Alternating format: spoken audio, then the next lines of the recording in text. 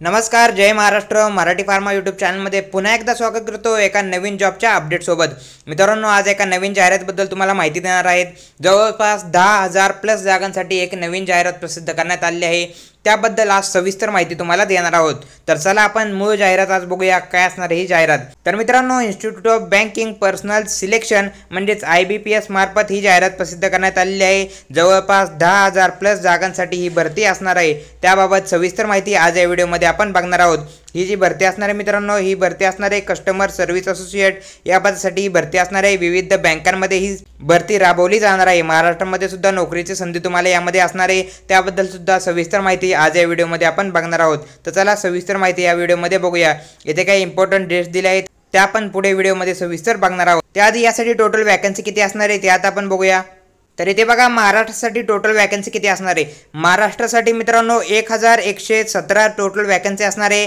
ह्या महाराष्ट्र रिजनसाठी या वॅकन्सी असणार आहे. त्याचबरोबर कॅटेगरीनुसार पदांचे विश्लेषण सुद्धा प्रोव्हाइड इथे केले आहे. यामध्ये कोणकोणत्या बँकचा समावेश असणार आहे ते इथे बघा. बँक ऑफ बडोदा, त्याचबरोबर bank of India, bank of Maharashtra, Canara bank, त्याचबरोबर central bank of India, Indian bank, Indian overseas bank, Punjab national bank, Punjab and Sindh bank, त्याचबरोबर UCO बँक, त्याचबरोबर युनियन बँक ऑफ इंडिया इत्यादी बँकचा समावेश यामध्ये असणार आहे. त्यासाठी मित्रांनो 1117 या जागांसाठी ही भरती असणार आहे. त्याचबरोबर कॅटेगरी वाईज जागांचे विश्लेषण सुद्धा तुम्ही या PDF मध्ये प्रोव्हाइड केलेले आहे. त्याचबरोबर कोण कोण विद्यार्थी यासाठी पात्र असणार आहे त्याबद्दल सविस्तर माहिती आता आपण बघूया.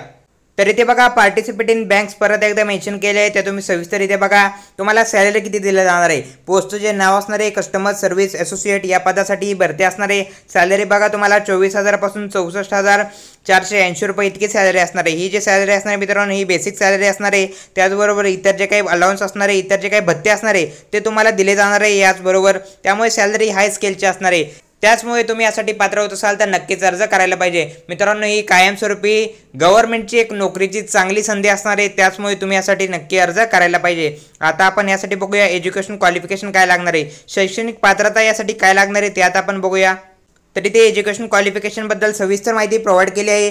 Degree, graduation in English speaking म्हणजे तुमच्याकडे मित्रांनो कोणत्याही शाखेची पदवी असेल तर तुम्ही यासाठी अर्ज करू शकता. त्याचबरोबर तुम्ही ज्या राज्यातून अर्ज करणार आहात त्या राज्याची लोकल लँग्वेज येणे तुम्हाला गरजेचं असणार आहे. महाराष्ट्रातून तुम्ही अर्ज करणार असाल तर तुम्हाला मराठी लँग्वेज येणे गरजेचं असणार आहे. त्याचबरोबर कम्प्युटर लिटरसीमध्ये सुद्धा मेन्शन केलं आहे. Operating and working knowledge in computer system is mandatory, हे तुम्हाला मॅन्डेटरी असणार आहे. त्याचबरोबर तुम्हाला कम्प्युटरचं कोणतेही तुमच्याकडे एक सर्टिफिकेट असेल तरी सुद्धा तुम्ही यासाठी अर्ज करू शकता. म्हणजे या दोन गोष्टी मेन्शन इथे केलेल्या आहे. या गोष्टी तुमच्याकडे असणे गरजेचे असणार आहे. त्यानंतर तुम्ही यासाठी अर्ज करू शकता.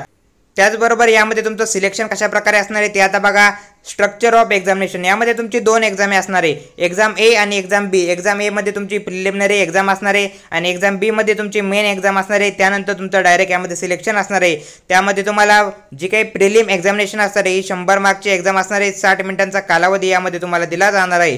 त्यानंतर तुमची दुसरी जी एक्झाम असणार आहे मेन एक्झामिनेशन, त्यामध्ये तुम्हाला 200 मार्कांचे ती एक्झाम असणार आहे. 120 मिनिटांचा कालावधी यामध्ये तुम्हाला दिला जाणार आहे. त्यासाठी सब्जेक्टसुद्धा त्यांनी इथे मेन्शन केले आहे. ते तुम्ही सविस्तर या PDF मध्ये बघू शकता.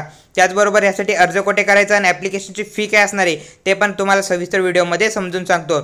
त्याचबरोबर एक्झामिनेशनचे सेंटर कुठे असणार आहे, ही जी काय मित्रांनो एक्झाम असणार आहे त्यासाठी तुम्हाला एक्झामचे सेंटर कुठे असणार आहे ते सुद्धा सविस्तर तुम्हाला पुढे व्हिडिओमध्ये समजून सांगणार आहे.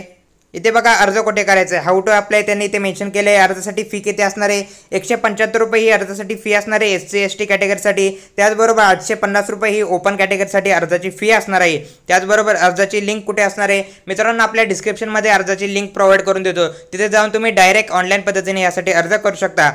अर्जासाठी जी काही प्रोसिजर असणार आहे ती सुद्धा त्यांनी इथे मेन्शन केली आहे. ती प्रोसिजर तुम्ही सविस्तर या PDF मध्ये बघू शकता.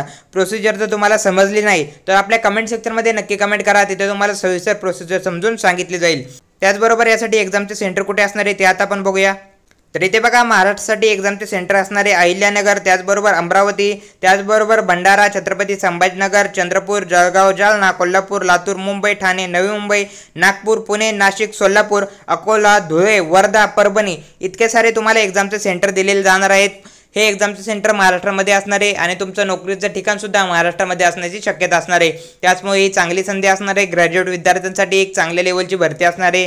त्याचमुळे तुम्ही यासाठी पात्र होत असाल तर नक्कीच अर्ज करायला पाहिजे। मित्रांनो, ही सेंट्रल लेवलची वॅकन्सी असणार आहे। ऑल इंडियाचे कॅन्डिडेट यासाठी अर्ज करू शकतात।